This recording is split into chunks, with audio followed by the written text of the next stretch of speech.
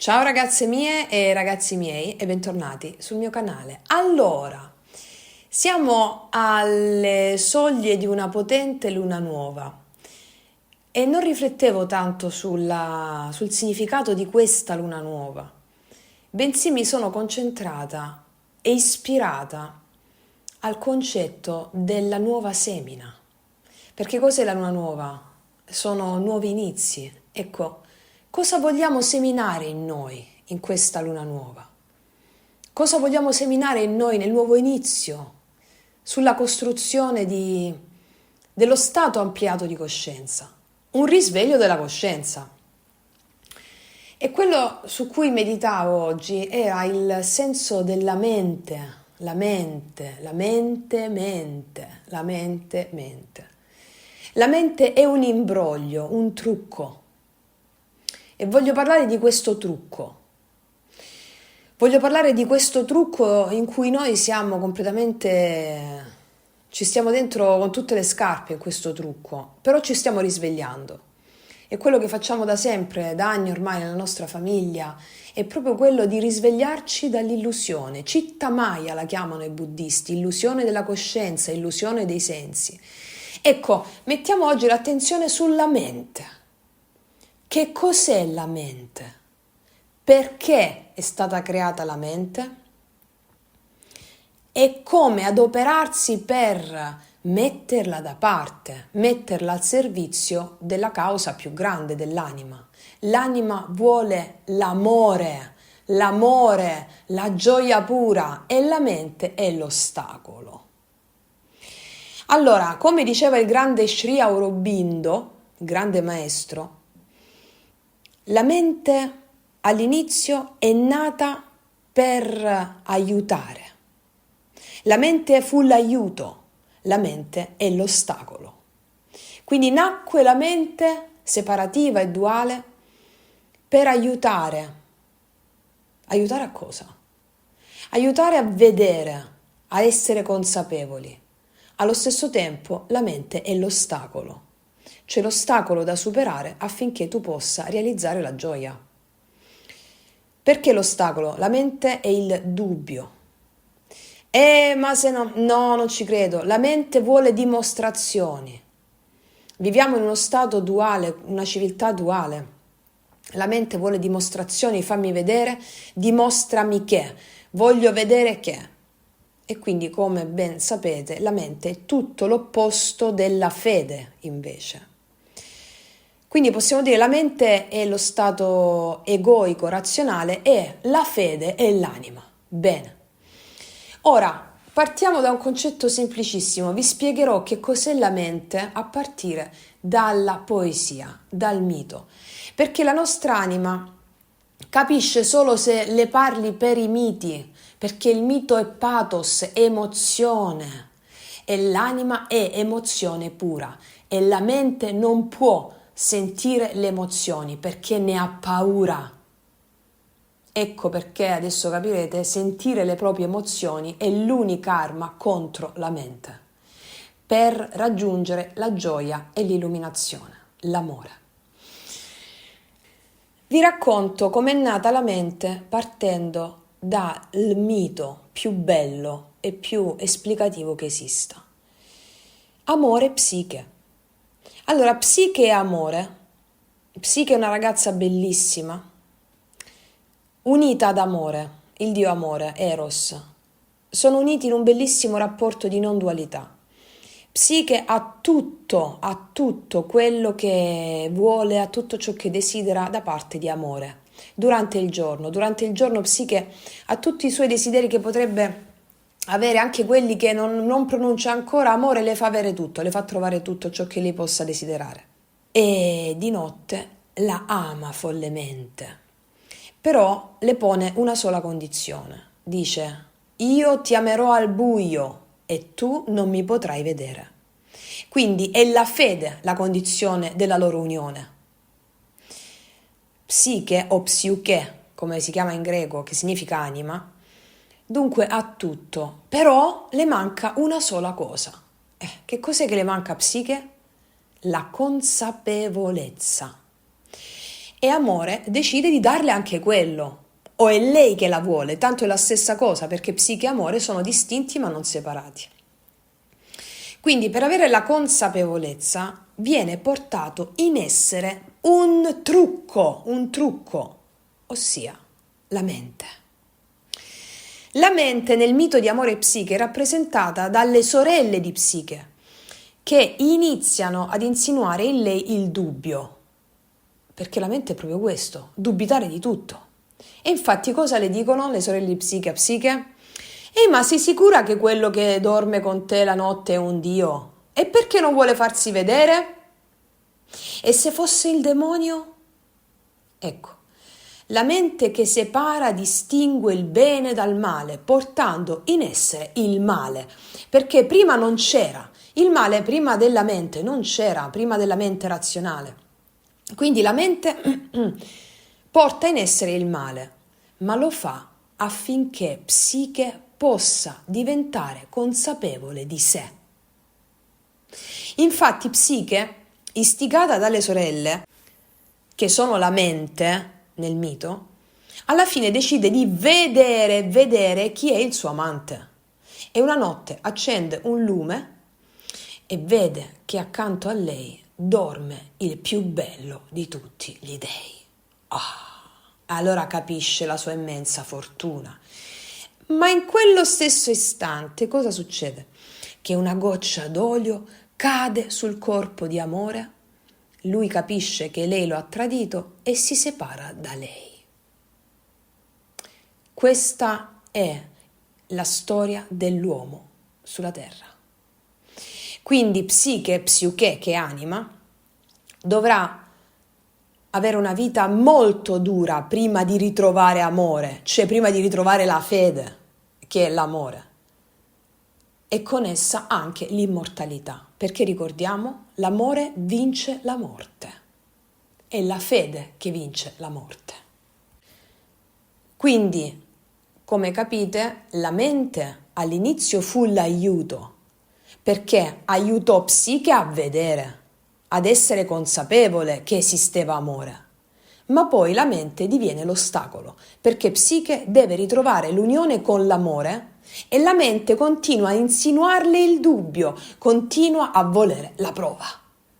La mente chiede sempre la dimostrazione delle cose. Fammi vedere, dimostramelo.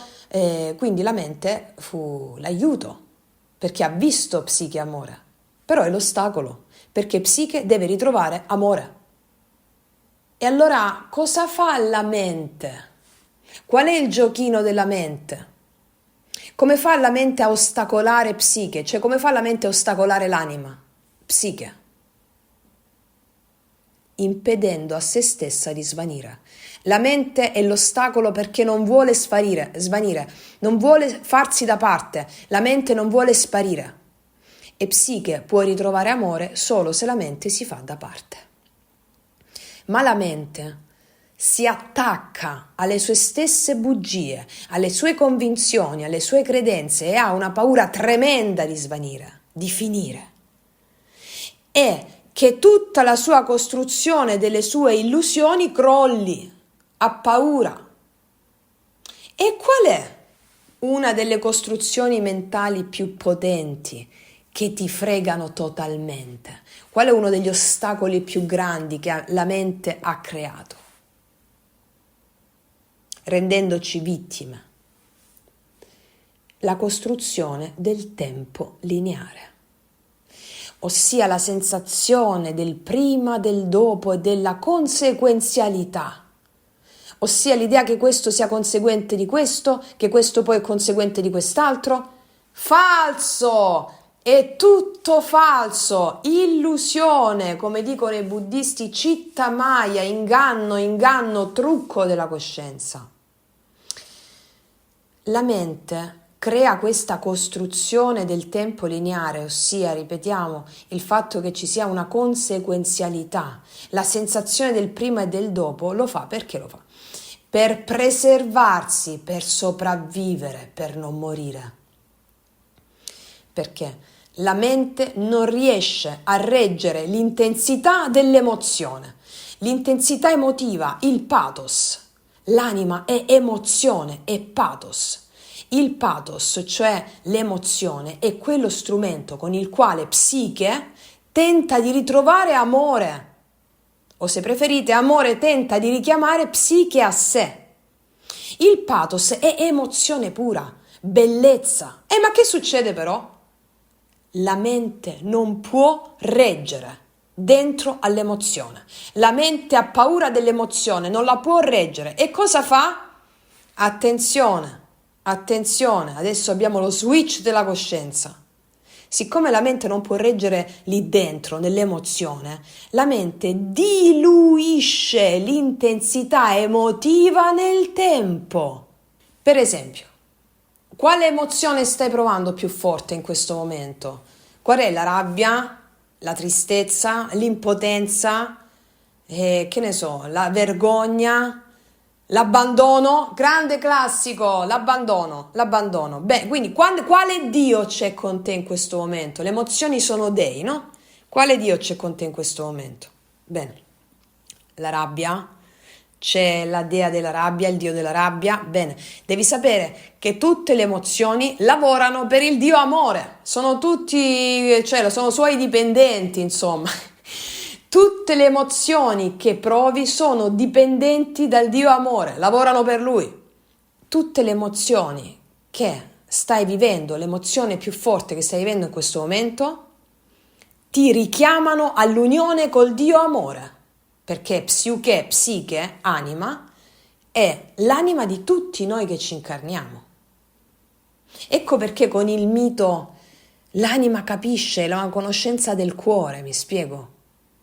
E quindi quando tu ti lasci abbandonare a queste emozioni, allora scendi giù, ti dai, mi do, ho fede in te, allora la mente non può più reggere. Si dissolve, sparisce, svanisce. La mente non ce la fa però a fare questo. La mente ha paura di queste emozioni, ha paura, non vuole. E cosa fa? Diluisce l'emozione nel tempo, creando tante immagini della tua vita che sono tutte illusorie. Ricordiamo Citta Maya, dicono i buddisti, inganno della coscienza. Per esempio, l'emozione dell'abbandono, la mente cosa fa? Hai l'emozione dell'abbandono? Bene, cosa fa la mente? Decide di distribuirla nel tempo, perché se te la dà tutta in una botta non può resistere, svanisce, si dissolve, ha paura. Quindi, per esempio, come fa a distribuire adeguatamente l'emozione dell'abbandono nel tempo affinché non sia troppo forte e affinché si possa gestire, dice la mente?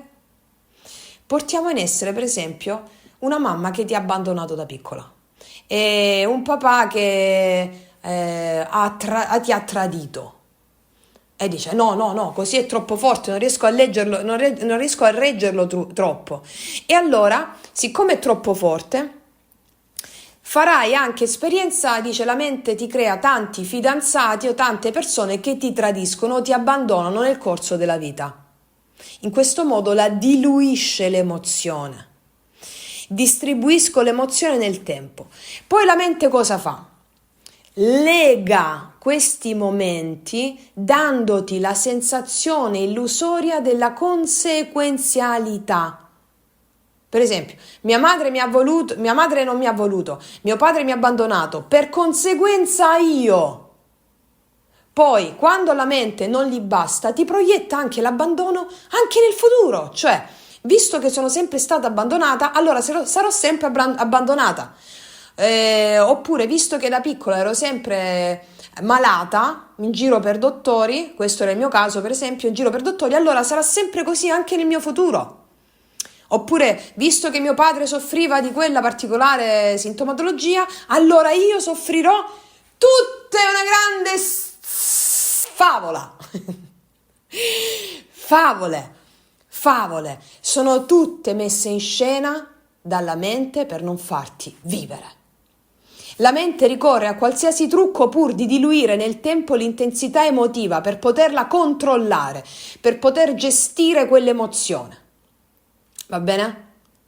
Ma come ci insegniamo sempre, se tu con una buona corazza psichica, quella che stiamo creando nella nostra famiglia, allora dici alla rabbia, alla dea della rabbia, al dio Pan, al panico, alla frustrazione, te la metti davanti e dici sì, mi do, vum, e cadi, il surrender, la resa, mi do, sì, in eterno, e sprofondi in questa emozione, wow, la mente si dissolve, muore, svanisce. Perché la mente svanisce? Perché non ce la fa a controllare una cosa così forte, un'emozione, un Dio. Allora, la mente, nel tentativo di controllare l'emozione, la diluisce nel tempo e crea tutta una narrazione, tutta una storia che è la narrazione mentale, illusoria, fasulla. Quindi ogni emozione che vivete, che vi viene a trovare, è la chiamata di amore affinché tu possa darti ad amore, affinché possa esserci l'unione, è la chiamata all'amore. Per esempio, hai ansia nell'attimo presente, quella è la chiamata di amore, vai dentro a quell'ansia, lasciati cadere, abbandonare. Lascia andare il controllo, l'analisi mentale, lascia andare la mente, vai, è la chiamata d'amore quella. Questo significa usare il pensiero del cuore, la mente poetica. Questo significa approcciare alla vita da una prospettiva naturale, non da una prospettiva sociale. La prospettiva naturale ha a che fare con la bellezza, con l'estetica. La prospettiva sociale ha a che fare con l'etica sociale. Tutto dipende da come ti racconti le cose. Quindi la prospettiva vincente è la prospettiva vera, è quella naturale.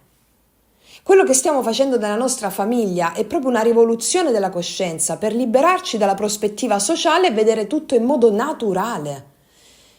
Liberarsi dalle prospettive sociali non vuol dire rifiutarla, ma adottarla come strumento quando serve, ma non esserne ipnotizzati, schiavi, come siamo tutti ipnotizzati dal tempo lineare, passato, presente e futuro. Per esempio, la prospettiva naturale ha un tempo circolare, la prospettiva sociale è un tempo lineare con la conseguenzialità passato, presente e futuro, e la prospettiva illusoria è quella. La prospettiva naturale è circolare, la natura è ciclica, cioè tu puoi dire dove inizia e finisce una quercia? No, la quercia è già contenuta nella ghianda. In natura tutto è ciclico, primavera, estate, autunno, inverno, primavera, estate, autunno, inverno. E tu sei natura, anima, psiche è natura, è l'inganno della coscienza che non te lo fa vedere, però è necessario un lavoro di consapevolezza grazie al quale tu te ne esci, ti liberi. La mente non riesce, non può stare nel qui ed ora, perché la mente non regge la simultaneità. Cioè il qui ed ora, tutto accade adesso, vita e morte sono simultanei, tutto accade adesso. Già nel momento in cui noi nasciamo iniziamo a morire, visibile e invisibile sono dualità, sono due facce della stessa medaglia, noi siamo viventi e morenti come dicono i buddisti simultaneamente. Il libro tibetano dei morti che ci insegna a vivere è proprio questa simultaneità, vita, morte, che significa visibile e invisibile, c'è la parte visibile e la parte invisibile, vita, morte, è la stessa cosa. Ecco, la mente non può reggere questa simultaneità.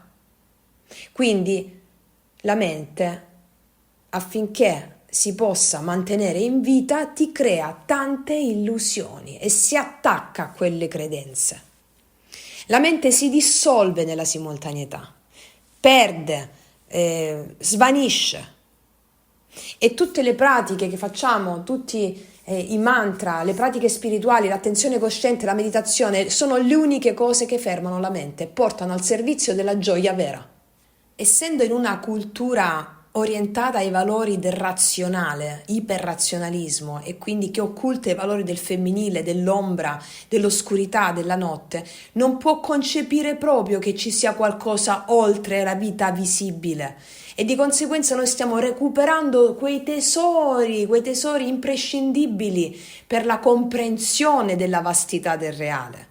La nostra mente razionale non può comprendere cosa siamo noi incarnati, non può comprendere che siamo esseri immortali, che però poi ce ne dimentichiamo. Cos'è l'immortalità? L'immortalità significa mantenere vivida la consapevolezza durante il transito di vita-morte, morte-vita, vita-morte.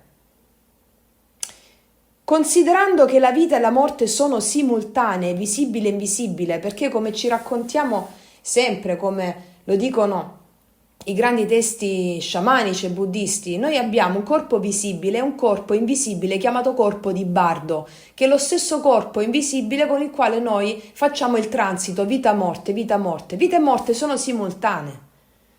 Con una mente iperrazionale non può vedere questo, ha paura di ciò che non si vede, dell'invisibile. E quindi mantenere consapevolezza di questo significa immortalità. Noi compiamo il transito vita-morte, visibile e invisibile, quotidianamente. Ogni volta da un battito all'altro, come vi ho spiegato già nel video Magia Pratica 11, tra un battito e l'altro, tra un'inalazione e un'espirazione, noi compiamo continuamente il transito. Quando dormiamo e poi ci svegliamo, ogni volta che il cuore batte, prima che il battito successivo si manifesti, noi compiamo sempre questo transito. Allora, noi siamo continuamente nello stato di bardo, che è lo stato di transito. Quindi questo si apprende benissimo nel libro tibetano del Bardo Tosgrol, il grande libro dei morti che vi ho menzionato prima, del vivere e del morire. Gli insegnamenti su come morire sono anche gli insegnamenti del vivere. Cosa significa questo? Non perdere consapevolezza, non cadere nella fossa dell'inconsapevolezza.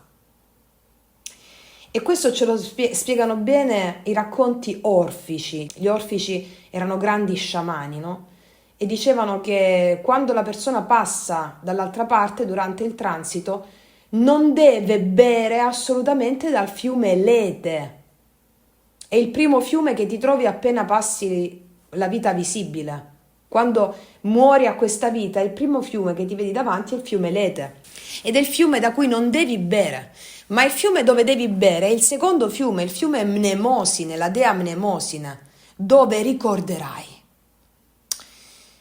Perché è la fossa dell'inconsapevolezza che è la vera morte. Mi spiego?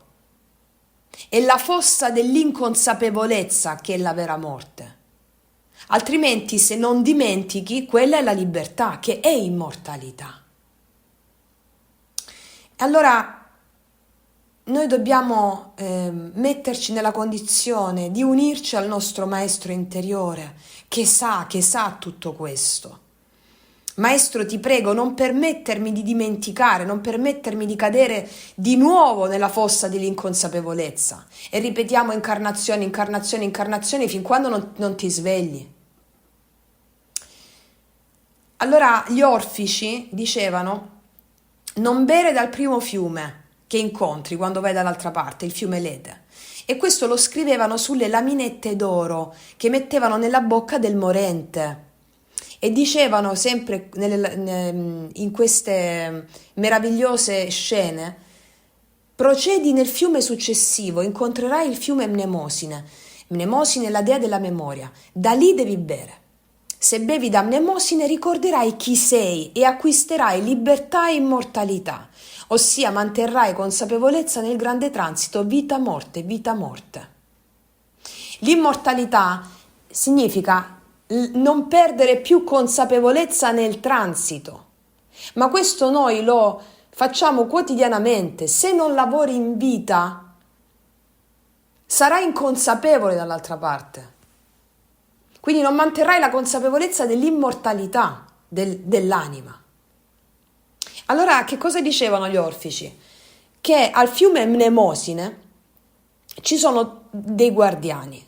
Questi guardiani ti chiederanno, ti faranno una domanda, ti diranno: chi sei?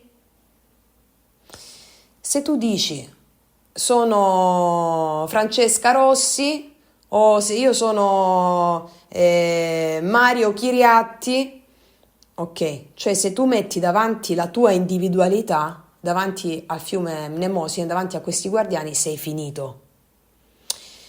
Lì, proprio in quel momento, tu devi dimostrare di essere capace di andare al di là dell'io, di averlo sciolto, perché l'io, l'individualità, non può sopravvivere nel transito.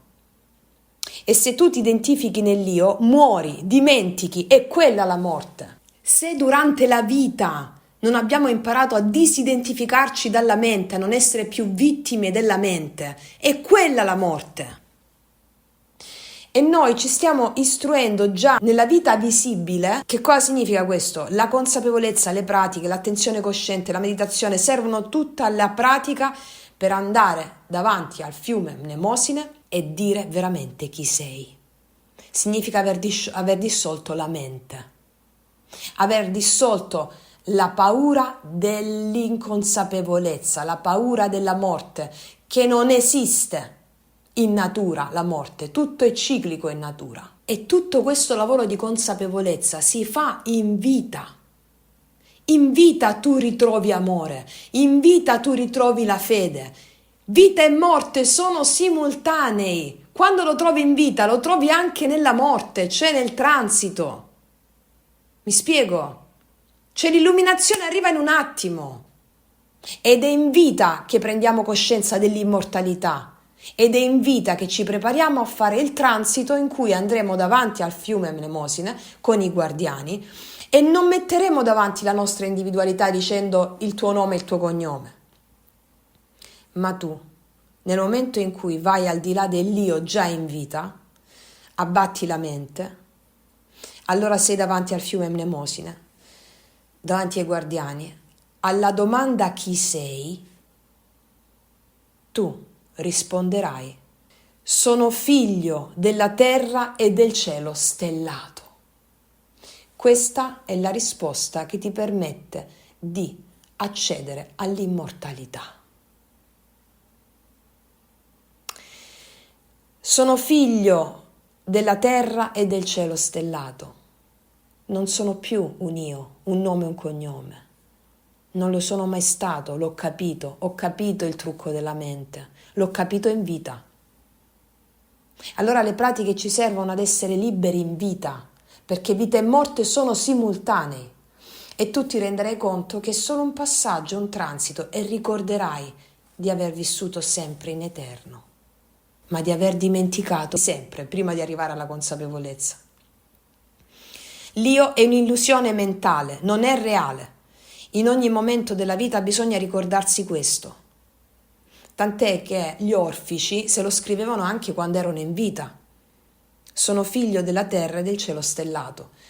E questo è un potentissimo mantra da ripetersi quotidianamente. Quando lo ripeto io mi sento un'immensità addosso che supera ogni tipo di costrutto illusorio mentale. Sono figlio della terra e del cielo stellato. Sono figlia della terra e del cielo stellato. E questo cosa ti fa capire? Che la mente pensa di essere qualcuno, nome e cognome. Ma come diceva Borges, nessun uomo è qualcuno, ma un solo uomo libero e immortale è tutti gli uomini. Quindi sono figlia della terra e del cielo stellato significa che non sono qualcuno, non sono questo individuum di Francesca, non sono questa identità sociale in cui è costretta la mia mente razionale. Questa identità sociale che è la mia mente che mi costruisce addosso, con tutti i suoi costrutti e le sue illusioni. Io non sono questa identità sociale, io sono figlio della terra e del cielo stellato. Io sono il tutto e quindi sono il nulla. tutto io creo e tutto io distruggo. Io sono il tutto, sono il nulla, sono figlia della terra e del cielo stellato. Questo porta alla manifestazione della mente risvegliata, in vita.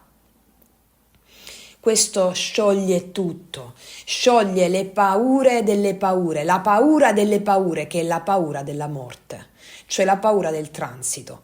La paura della morte ci accompagna per tutta la vita. Quando questa paura non è pacificata, non è trasformata in forza grazie alle pratiche che facciamo in vita, allora limitiamo tutta la realizzazione dei nostri più grandi obiettivi.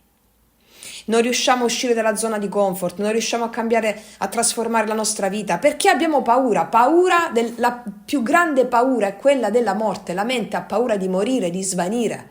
Noi dobbiamo istruirci in vita per uscire da questa illusione e sentirci l'immortalità. E qui mi viene in aiuto di nuovo il film Matrix, vi ricordate quando Neo muore? Soltanto quando Neo muore raggiunge l'immortalità e abbatte tutti i nemici. I nemici sono la mente, la Matrix. Quindi solo se la mente muore consegui l'immortalità. È l'arma più potente per conseguire l'immortalità. Si chiama pathos, emozioni. Sono la chiave di volta per giungere all'immortalità. Sentire le emozioni in vita significa far morire la mente in vita, far morire la mente in vita, gettarsi nell'emozione con tutta te stessa, significa far morire la mente in vita e conseguire l'immortalità giorno dopo giorno. Il risveglio, l'illuminazione. Le persone hanno talmente paura di morire che dimenticano di vivere. Quando tu vivi profondamente, intensamente, significa vivere nelle emozioni e significa che la mente muore, svanisce quando tu stai nelle emozioni. E abbiamo una civiltà che ha talmente paura di vivere le emozioni, cioè ha talmente paura di morire, di far morire la mente, che dimentica di vivere. Allora, questa è una delle formule che ha accompagnato i più grandi uomini risvegliati, giungendo a noi. Sono figlia della terra e del cielo stellato. E con questa luna nuova, con questo nuovo inizio, ingravidiamo le nostre più grandi visioni, le visioni di un essere immortale. Qual è la visione di un essere immortale? Quella è la tua visione, perché tu sei figlio della terra e del cielo stellato. Quindi, con questa riflessione, ragazze mie e ragazzi, io vi abbraccio profondamente. Ricordati che tutto è intesi a gioia, perché questa è la tua meta. Noi ci sentiamo prestissimo e come sempre che tutti gli dei ti benedicano. Mua!